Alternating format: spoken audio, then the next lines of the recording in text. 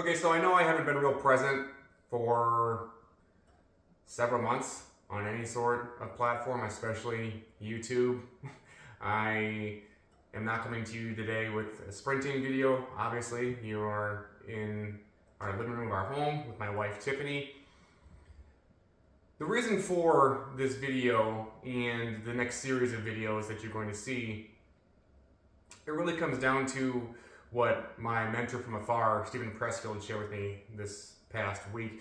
If you don't know who Stephen Pressfield is, please do yourself a favor. He's the author of The War of Art, Gates of Fire, and several other fiction and nonfiction titles. Anyways, he and I have somewhat become like pen pals, and I had sent him an email because I have a book right now that's being shopped around by my literary agent, and in the meantime, I am working on books 2 and 3, at least the rough drafts. And as I was getting along in the process, my editor asked me if I'd be interested in doing some marketing per se on Substack, which is basically Twitter for writers and readers.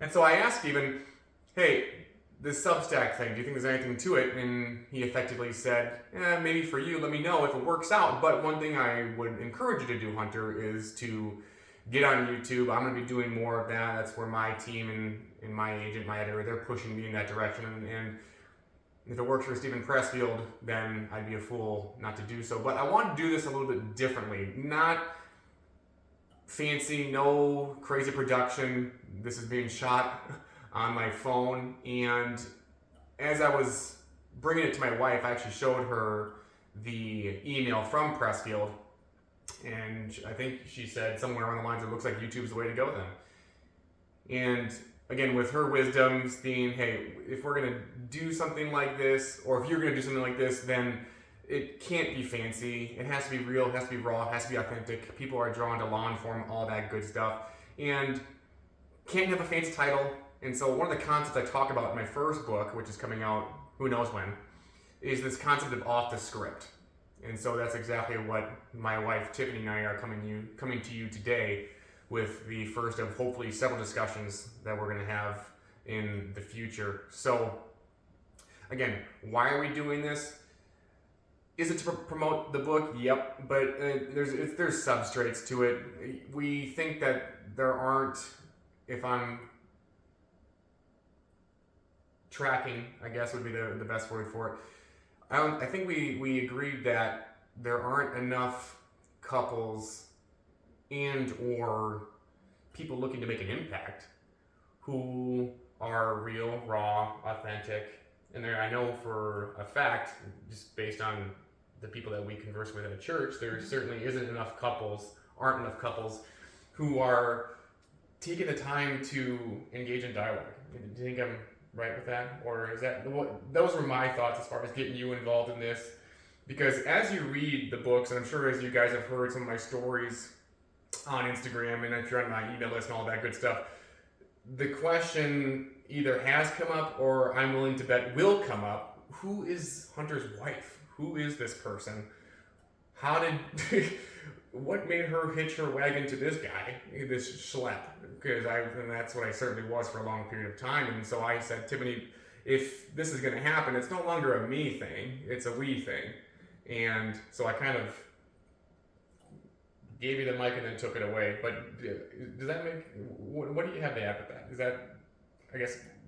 Yeah, I think when I agreed to do it, I was hesitant because I'm kind of over social media and influencers and all of these things, and all I see now are people, every video you see is eligible for commission, or they're selling something, or they're, hopping on some kind of trend. And so if we were going to do this, I think it was important that we're just real people having real conversations, because if we're having those conversations, maybe other people are as well, and it kind of opens up a broader conversation with more people, and recognizing, oh, we're not alone in this, or oh, I didn't think of that idea. And that was kind of how I thought about us doing it, rather than kind of hitching it to some orchestrated, over-the-top, choreographed marketing ploy. Yeah, so it's definitely, just as my wife said, it's not orchestrated at all, hence the name of this discussion being off the script. purely extemporaneous, purely shooting from the hip here, purely shoot, ready, aim is one of the terms in business, right? So with that, the way that we're going to begin each discussion is pretty much the way any good story or I guess discussion would begin, and that is with a question. And so before my wife asks me that question, I just want to, without being marketing guru-ish, because that makes me cringe now, if you find value in what you're listening to, if you think that this could help other couples, if you are dealing with some of the topics that we're going to be discussing today, give it a like, share it. If you want to keep the conversation going and be part of it, then go ahead and leave a question in the comments so that my wife and I have more arrows in the quiver, so to speak, and we're actually delivering stuff that you want to listen to. So with that, I will pitch it to you, and let's get this thing rocking and rolling.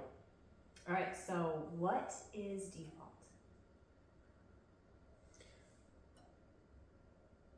Have you ever been driving somewhere and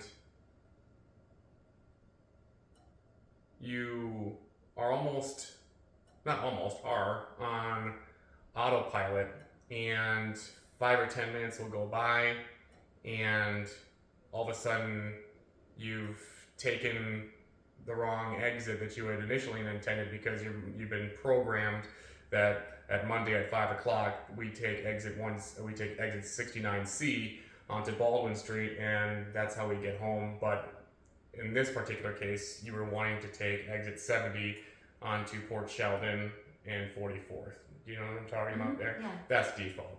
So you're driving somewhere in your life and you are completely unconscious of where you are going, and you just go through the turns, the twists, and you're none the wiser about it. I think that's one of the better analogies that I can give as far as what default is. As far as a more explicit, hit you right between the eyes definition of default, the dictionary, I think it was the English Collins Dictionary, the 5th edition, it's the failure to fulfill an obligation. What kind of obligation am I talking about? Well, St. Francis Xavier once said, if you give me the child until he is 7, I will show you the man. And what he was talking about is those first 7 years of our lives, our personal realities, become our personalities. So if you experience poverty in those first 7 years of life, and then as an adult, whenever you get some money in your pocket, you find a way unconsciously to go broke, back to what you know, because you have failed to fulfill the obligation that was instilled in you as being broke.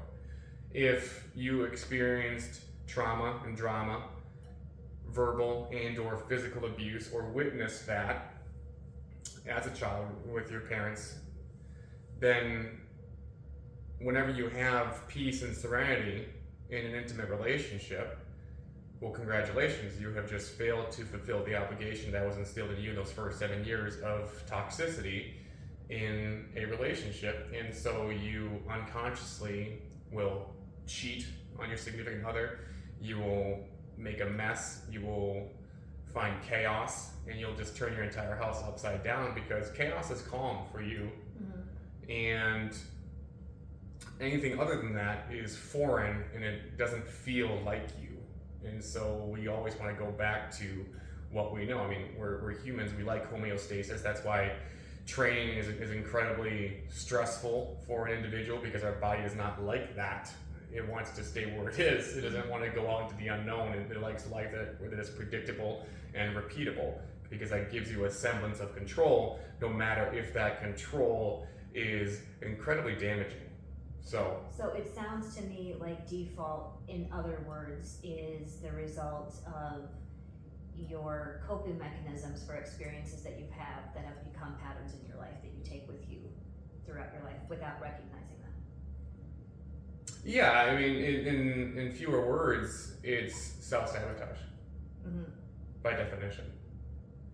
And we're coming up on a year now.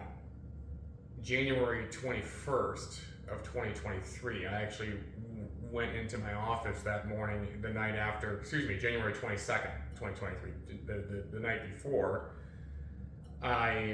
to cope, as you said, with running a really good time. I ran a really good time in my first indoor meet of the season.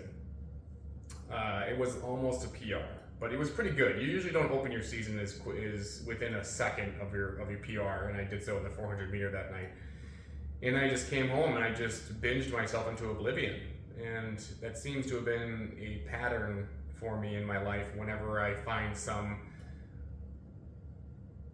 success, whatever that means, with my body, I would always find a way, not permanently, but I'd find a way to go back to being that kid whose mom had to shop in the Husky section of the Gap.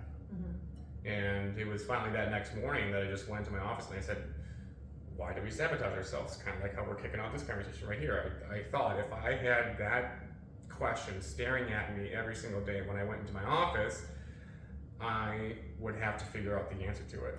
And I did. And it was only through almost coming up on a year now of writing not one, not two, but 3 books. And for me, that's the only way that I could figure it out, was writing. Because writing, as Jordan has talked about, when I say Jordan, I'm talking about Jordan Peterson. When Jordan has talked about, writing is just refined thinking. And so I think if I just continue to refine my thoughts over and over and over and over again, and really try and make my unconscious thoughts conscious, meaning start thinking about what I was thinking about, and then putting it onto paper, that I would eventually come to a conclusion. And for me, it's like, oh yeah, that's why we sabotage ourselves, is because of this thing called default. So that was a long-winded answer to a short question. Mm-hmm. But I feel like you worked your way through it. Yeah. Kind of, thinking about it, and it was falling into place for you as you were speaking. Yeah, thinking for me at times, although I think my best when I write, I also think okay.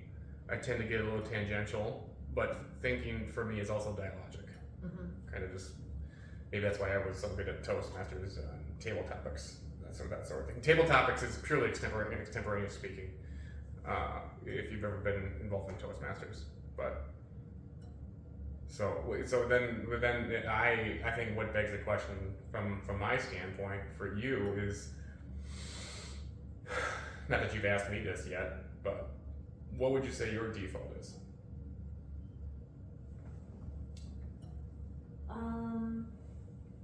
I think my default historically has been to... I've never asked her this question, by the way. To make myself small and to people please. And then the opposite of that to be, well, not really opposite, it really goes hand in hand. If you're a people pleaser, you're also hyper independent.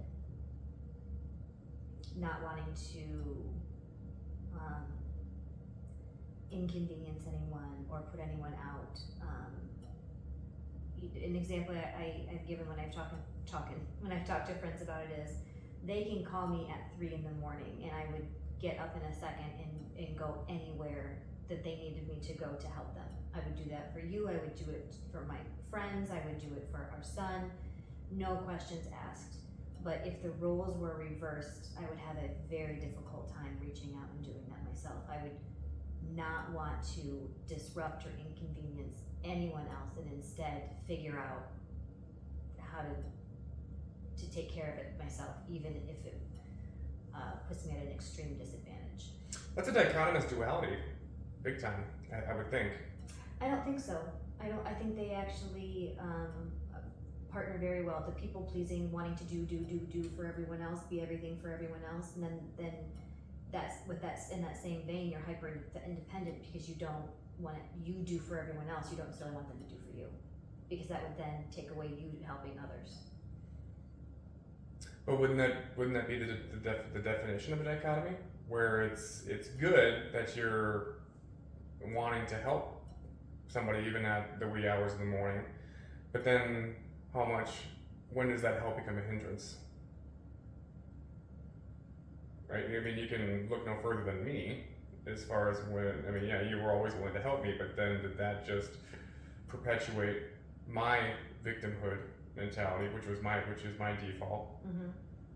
And then at the same time, how it becomes a duality is that not only are you were you at times messianic is an extreme moniker, but hopefully you understand what I'm saying. But then at the same time, you're also being somewhat of a victim because you wouldn't want anybody else to help you with that. Do you think that's sort of a hubris disguised as humility?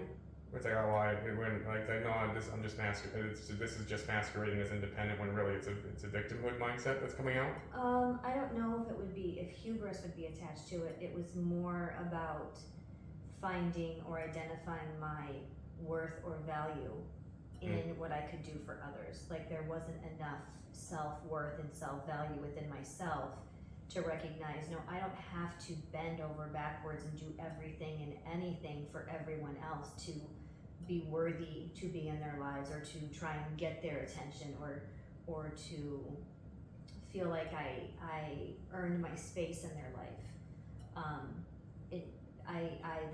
That's where it came from. So it was really a lack of self-worth and self-value as opposed to any kind of hubris attached to it. And so then being hyper independent then means not encroaching on anyone else and then lessening my value to them. So there's the emotional redundancy. Would you see that as far as the lessening of your value, but then also not feeling worthy? Yeah, and that's why it was a really dangerous combination when we were in that space. Because I would bend over backwards to do for you, and then connecting my own self-worth to that as opposed to there are many, we've talked about this, there are many times it just would have been like, no, absolutely not. Like, this is demeaning, or this is not worthy of me, this behavior. But instead it was in a cycle of constantly trying to prove my worth. Do you think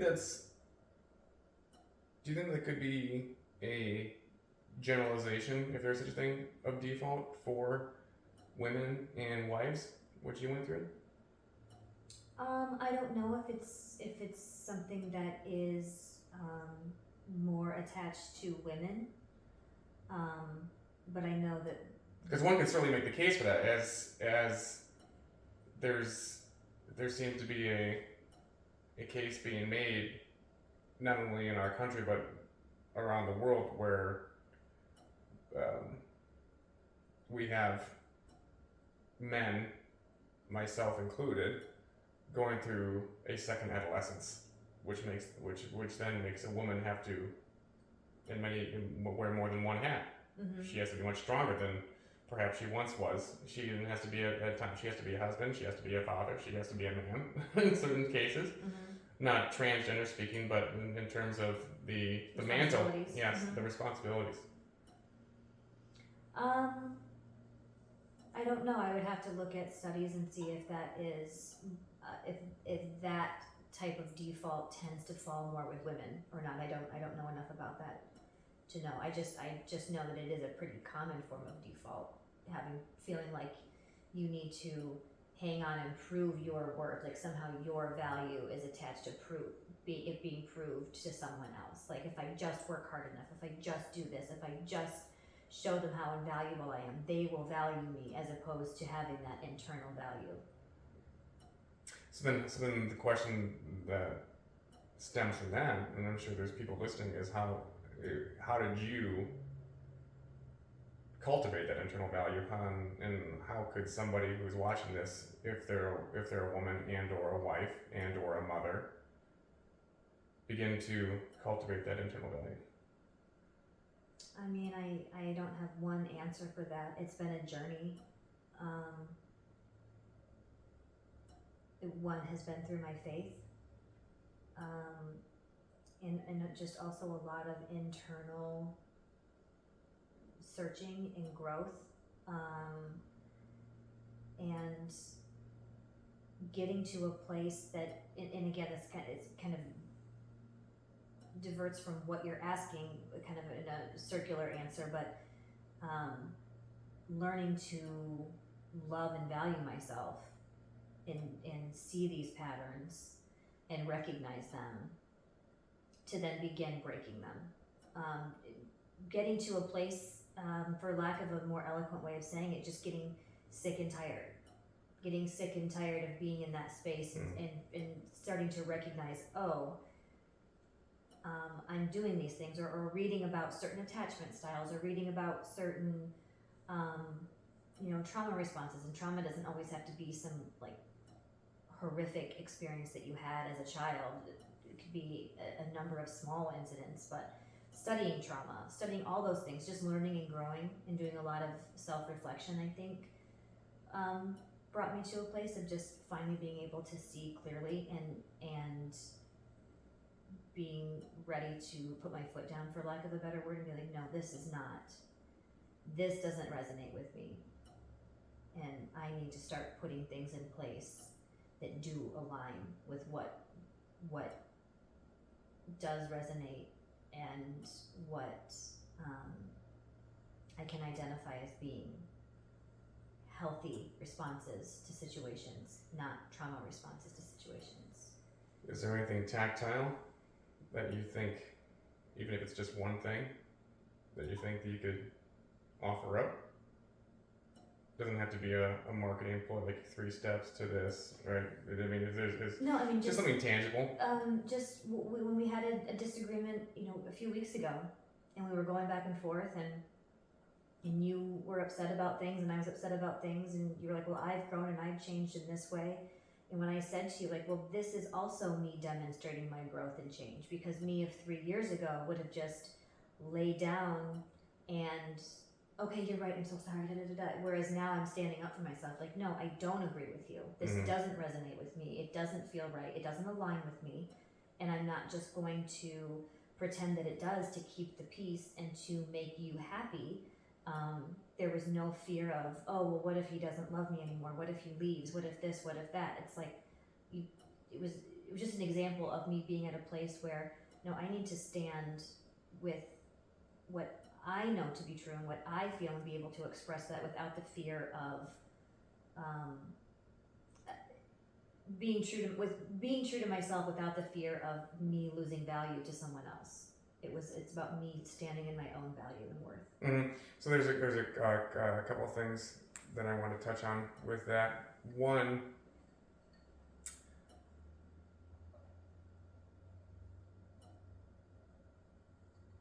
when you get in those, for lack of a better term, hostile environments, when you're arguing with your spouse, you do it enough times, you do it frequently enough, then it's sort of like exposure therapy. You get braver to stand up for yourself and stand up to the individuals, even if it is your spouse, because there's a lot of people who are afraid of their spouses. Mm-hmm. And when you let the emotions get high enough, people will get brave enough to do exactly as you did. Like, no, this is me showing my growth right here, right now. Can't you see? Right, which is why that I later on that night had made the case that I had made to you, where I was saying, if there's a conflict, let's just have the damn fight, rather than just engaging in what Jordan would call a 30-year silent war with each other, which I think there's tremendous wisdom in that. I think there's a lot of couples who will default to not having the argument that they're supposed to have because of fear, because of anxiety, because of, like you said, that's the second point I wanted to make. Is this person going to leave? Well, then you're never married if there's that fear. You don't get to leave. Well, but also being okay that someone can leave and it doesn't define your worth or your value. Like, we've talked about this. I love you and I want to spend my life with you, but I I am also completely okay on my own. Like, I won't turn myself into pretzels and be that doormat and turn my life upside down just to please you. I would rather be true to myself and to my purpose and my faith than ever live a life that is a lie, even if that means losing people from your life. It's a lot less lonely to be on your own and have peace and be confident and know that you're living in your purpose and your truth. It's a lot less lonely to be in that space than it is to be with someone and feel really alone and feel like you've lost yourself. But that's what a lot of people do. Mm-hmm. And a lot of people live a lie. Mm-hmm.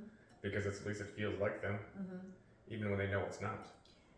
And so with that, I mean, there's two ways that I would handle it. One would be to be a doormat, but the other that you're good at with me is then hit the eject button. Like, it's such an overcorrection from being a doormat to being like, oh, fine, I'm not, I don't need to do this. And so finding that happy medium. I'm good at doing that, or you said You're good at doing that, because then that overcorrection for me is always in my head like, well, fine, I don't need this then. I'm fine on my own. I don't need this. You lost me there. I'm good at doing what? Oh, like bringing me back from that overcorrection and having those conversations. Like, no, let's talk it out. You don't have to be the doormat. But then when I voice like, hey, this is me in my growth, recognizing it and not taking it personally, but seeing like it, being able to see, which sometimes I think it takes me saying it out loud, like, oh, it's not just me on this growth journey. Like, you're also changing and growing, and we need to navigate that together. So sometimes it's you have to give, and sometimes I have to give, and sometimes you have to take, and sometimes I have to take. And what we're implicitly saying, I think, is a dictum that Carl Jung lived by and wrote about, which is, and this is in my book as well, instur quellinus invenitur, which means in the filth it will be found. In the filth it will be found, said another way.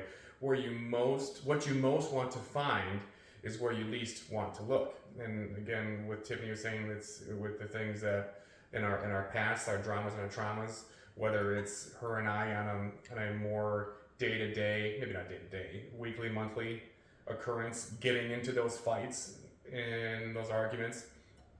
It reminds me of, talk about filth that we found. It reminds me of John 1, verse 46, when, not Andrew, Philip was talking to Nathaniel about how they found Jesus, and he's here. He's walking with us, and Nathaniel was like, "Who are you talking about?" And Philip said, "Jesus of Nazareth." And Nathaniel looked at him and he said, "Nazareth?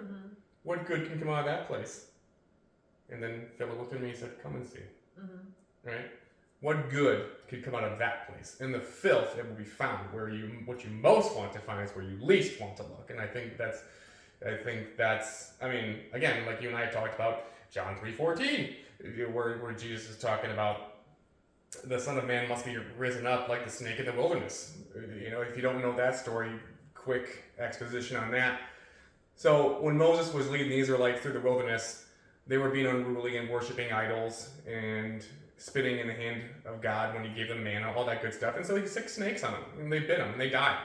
And the people that were on the edge of death, God told Moses to raise up a bronze snake, the very thing symbolized that was killing them. They had to look at it and believe that it is God who would save them.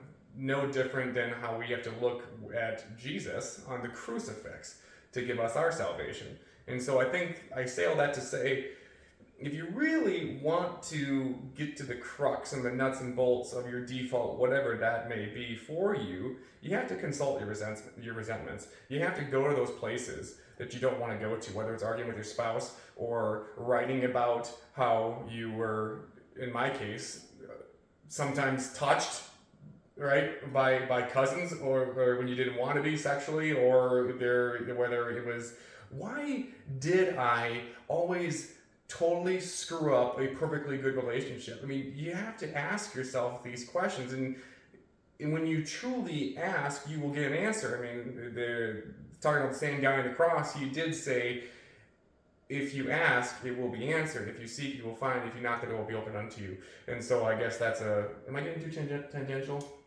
No, because I think although our defaults are different, I had to do the same thing. I had to really dig deep into why did I feel like, when I was single, I was always content and fine being single. But I feel like when I was in a relationship, I would lose myself, and it would become an anxious attachment, and then I would be chasing this thing. And what was I really chasing? It really wasn't the person.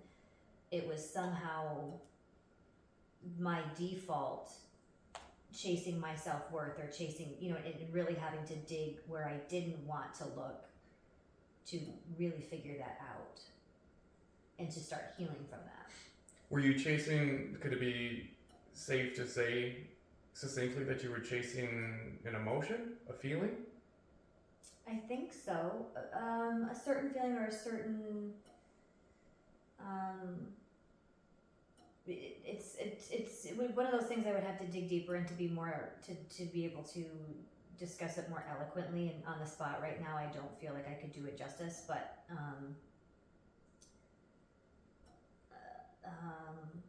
really, again, I think approval, and someone else seeing my worth somehow validated me, in a sense, maybe seeking outside validation. And then when I would perceive that as being taken away, it would be perceived to me as rejection. And because my own sense of self-worth and self-confidence and self-value was so low, there was way too much tied into that validation from someone else. Outside validation. Yes, meaningless wins. Pointless pursuits.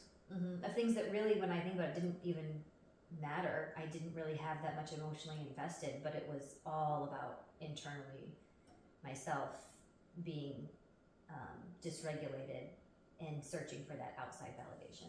And so default can also be Machiavellian in that way. It can play you against yourself, thinking like, well, if we just do this one thing, right, we really could be feeling a lot better about our present situation. But then you're sort of interrogating yourself on the other side, saying, well, we've done this before. This is stupid. We won't be happy when we get it, but this time could be different. Right? And then you go through, and then away we go. And then you wake up. You wake up the next morning with sleeping with your ex in a relationship you want no part of, or you're hungover and you're strung out on too much cocaine and acid the next morning from a club that you had no business being in, and your girlfriend's having to pick you up at 3 a.m. because you're just an overgrown infant spending money that you shouldn't be spending, only to get to the place that you find most familiar, which is a complete loser, because that feels normal to you. Right? And then you get yourself in the straight and narrow for maybe a week or two, but then it's cyclical. Default is cyclical. You get to a place where you feel good about yourself, and you're starting to get yourself out of the muck and the mire, and then something happens, whether it's you get a taste of success in one way, shape, or form that doesn't quite feel what you're familiar with. And then the slow and deliberate slide down the hill of self-sabotage rears its ugly head again, and then you're right back down the muck and the mire sooner before you can even realize where you are. That was tangential, was it? A little. I feel like for me, my defaults were over. It what like yours. I feel like your falling into default was a much more rapid occurrence. Like not occurrence. Like you just are always in default, but like your cycles were much more rapid. My cycles were much more long and drawn out, or much more space in between them. But I think the same of not looking where you don't want to look and really digging into why you're doing those things, whether it's 2 years apart or 2 weeks apart. That part is the same. And you know, it's interesting you say that because yes, my defaults, me slipping default or going back in a default when I would have those self-sabotaging sprees, they were rapid, but now they're just as rapid. But the feedback loops are much shorter. So now I'll have just a thought like, oh no, here I am, and then I correct it. A thought, here I am now, and then correct it. It's kind of like the book The Slight Edge that talks about just going 1 degree off here, and then all of a sudden an hour, 2 weeks later, you're way off course. Again, like we talked about in the beginning, taking an exit you had no intention of taking, but you took it anyways because that's your unconscious default. Where now, if I get to a place, I correct it. If I get to a place, I correct it. And for me, it's one of the easiest ways to do that is by taking a freezing cold shower first thing in the morning. It has nothing to do with the dopamine being 200% after you do it. It has nothing to do with the health benefits. It has nothing to do with the personal development gurus say that get you in a benefit you psychophysiologically. I guess there is psychologically because we're talking about default, but I do it because I don't want to do it. And when I get there to that point, I'm looking at the cold water, and our cat Claire sitting beside me. He's like, "You gonna get in?" And so then I'm like, "Yeah, I guess I'll get in." I don't want to, but then when I overcome myself first thing in the morning, that's why I do it. So, and I didn't mean to get into tactical efforts on how to overcome this thing. But I think for me, mine is the opposite of you. You would indulge in these behaviors that were very self-indulgent and made you feel good. My default was always to self-sacrifice and doing things I didn't want to do and stretching my bandwidth to a point that it was nearly ready to snap. And so now my correction is to be gentle with myself and do kind things for myself. And instead of having 50 things a day that I don't want to do that I'm going to force myself to do, maybe it's 10 things that I know I got to do, and those are my priorities and get them done. But then allow myself to relax or allow myself to do kind things for me and think about myself. When for years I was like shut off to doing that. Do you think that's a commonality right now with men and women? Is men's default modes or self-sabotaging activities are, for lack of a better way of saying it, not taking up enough responsibility, and women are taking up far too much? I think that has definitely happened. I don't know if it's default or if it's a byproduct of kind of socially where our society has gone over the last 30 years. We would have, that's a whole nother conversation and things to look at. But I do think, at least, I can't speak for all women and you can't speak for all men, but I do think at least for me, it was taking on more than the lion's share of anything. And sometimes, I mean, I was a single mom for a lot of years, so the lion's share of the work did fall on my shoulders. It's just the nature of the situation, but it wasn't exclusive to that situation in my life. I did that in all areas of my life, and at least for me, that was a default that was, again, comes back to needing outside validation and needing to prove my worthiness of love through my actions and through running myself ragged for others. Like, look at all this that I'm willing to do. As opposed to just, this is enough. Me being me is enough to be loved. How did you get your to-do list down from 50 to 10? I mean, that was just a number I threw out. I don't know that I actually. Well, I mean, it could. I mean, but it's certainly. Let's just a very concrete one. Working out. I used to. I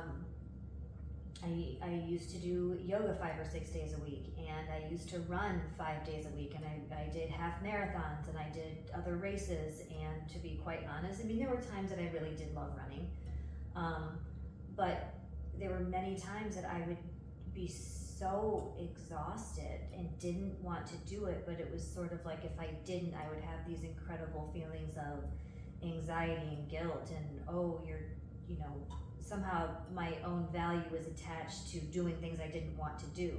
Whereas now I look at it as, I still don't love to work out. I mean, I do it because it's good for me, but I'll walk, I'll do a 15-minute yoga in the house, not a 90-minute hot yoga where I'm killing myself after working for 8 hours and then going home and running my son to different events. I would have regular 16-hour days back then. But recognizing that I don't have to kill myself and make it as unpleasant and uncomfortable as possible, that, you know, I can lift a couple weights and call it good. But from where I'm sitting, I can't help but think that that was ingrained in you in your default years, with particularly your father being as hardworking as a man as he was. Mm-hmm. Do you think that played into it, as far as, no, this is what a day looks like? I think so, but not because it was something he ever instilled or pushed. It was just maybe my own skewed interpretation. No, it wasn't his. I'm not saying seniors. That was an intentional instillment in you. You just observed it, right? More is caught than taught. Right? You Right. see him. But then I also would have to then give credit to then where I am now, because he also was a single father for a period of time, and you know, he was in medical school and internship and residency and all these things that were extremely demanding. Keep going, I love the kids. Okay. But then I also saw, as he got older, his ability to step back when he had the cabin and start doing things that were for his own enjoyment. He did for his kids and his family and his job for so many years. But then watching him unravel his default in the last, you know, maybe decade or 15 years of his life, start being kinder to himself, you know, having his cabin, hunting, taking care of the land up there, really doing the things that lit his soul on fire and allowed himself to relax. Or even if he was always busy, he's always doing something, but they were things that he enjoyed. So that being a lesson too, that yeah, I've done a lot of things for others, but there's a time to shut that off too, and you can enjoy life as well. It doesn't always have to be a grind that is uncomfortable and stretches you too thin. There's also a time that I watched him teach me the lessons that I'm learning now of, you're allowed to have fun, you're allowed to relax, you're allowed to do, you know, there are times that you can be selfish in the most unselfish way, because I think when you take care of yourself, it's sort of the plane with the oxygen mask. You've got to have yours on first. You have to be able to breathe and be clear to help anyone else.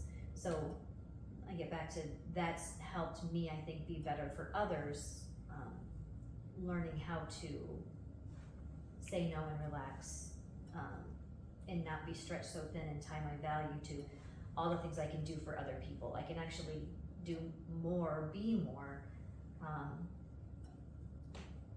because my value is found from within, so I'm not running myself ragged. I'd be interested to see if that is a generalization between men and women, where men right now aren't taking up as much responsibility as they should, and they're engaging in too many hedonistic,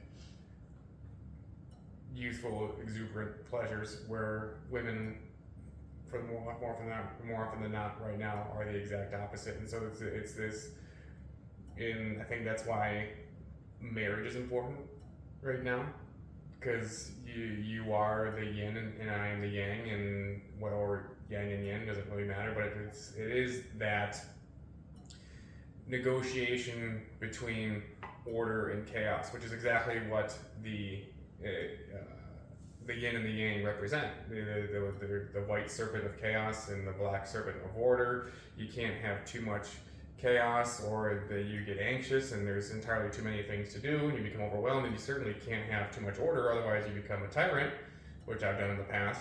But there is the chance to have a little bit of both, which is why there's a black eye in the white serpent and a white eye in the black serpent, or the black eye in the white serpent. And so it is sort of that mediation between the two. And if you can ensconce yourself somewhere along the line between the two, I think that's when, in those moments, you're like, whoa, things are actually working. How do I keep this going? And that's not easy. I don't know the answer to that yet. I'll have to keep writing about it. But were you gonna say something? I just thinking back, you know, there were times, I think of what time I had a friend come over who was significantly older than me, but she had come over and we were just hanging out for a while, having coffee or something, and that was at a time in my life where I was definitely in the black extreme order of everything.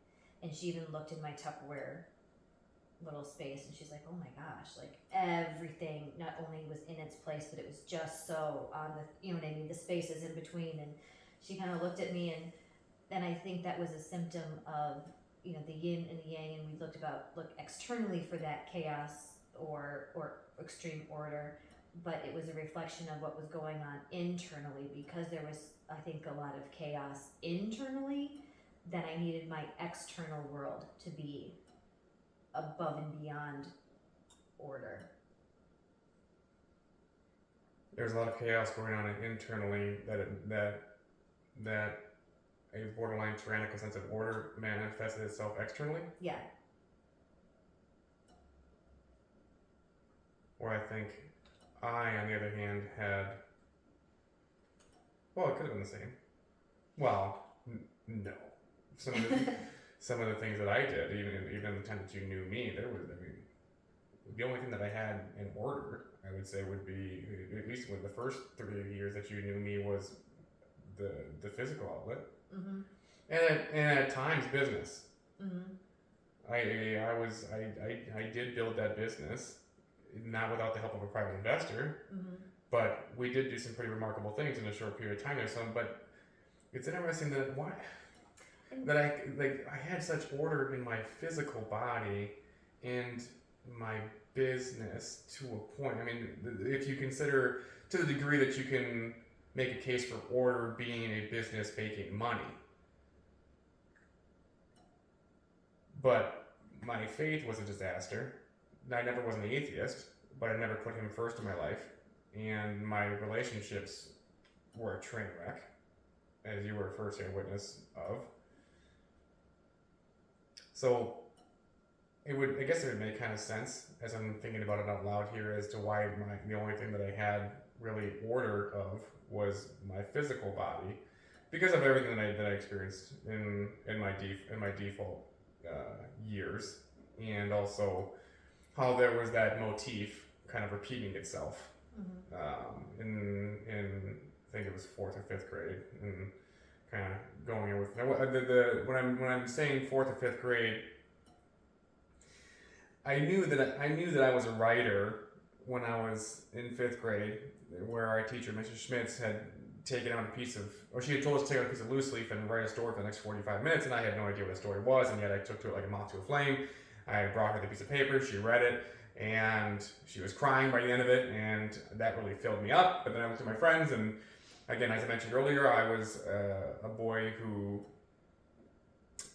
wore husky size, and I saw my buddies, and they didn't wear husky, and they got the girls, and they were good athletes, and they could do a chin-up to the tune of 10 plus, and in the annual fitness test and gym class, and I would just hang there like a damp leaf.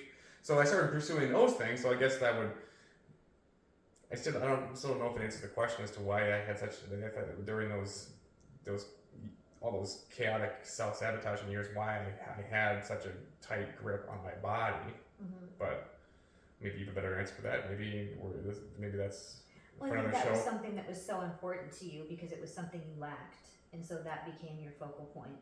Mm-hmm. Whereas my life, I mean, this was, more than 20 years ago now, was completely chaotic. My apartment was a disaster. My life was a disaster. And so that overcorrection of everything neat in its place out of fear of ever going back to that place. But that overcorrection created another form of default that still wasn't addressing the root.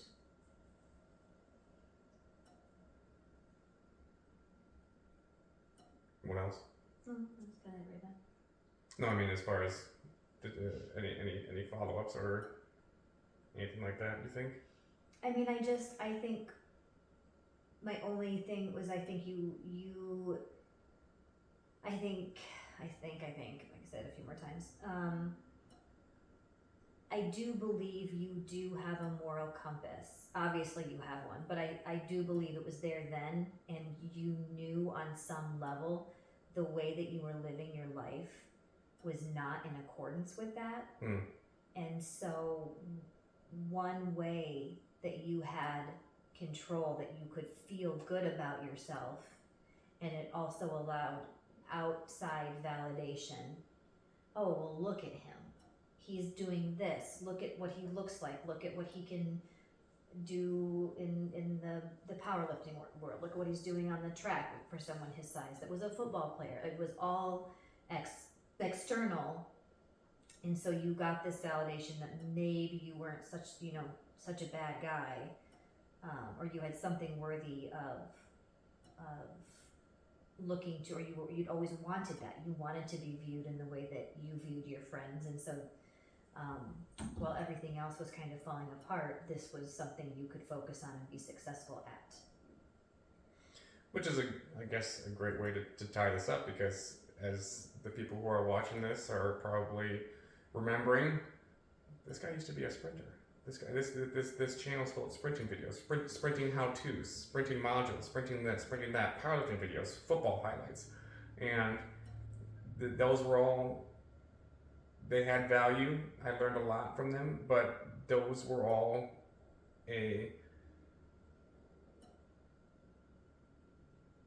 by definition, successful form of self-sabotage.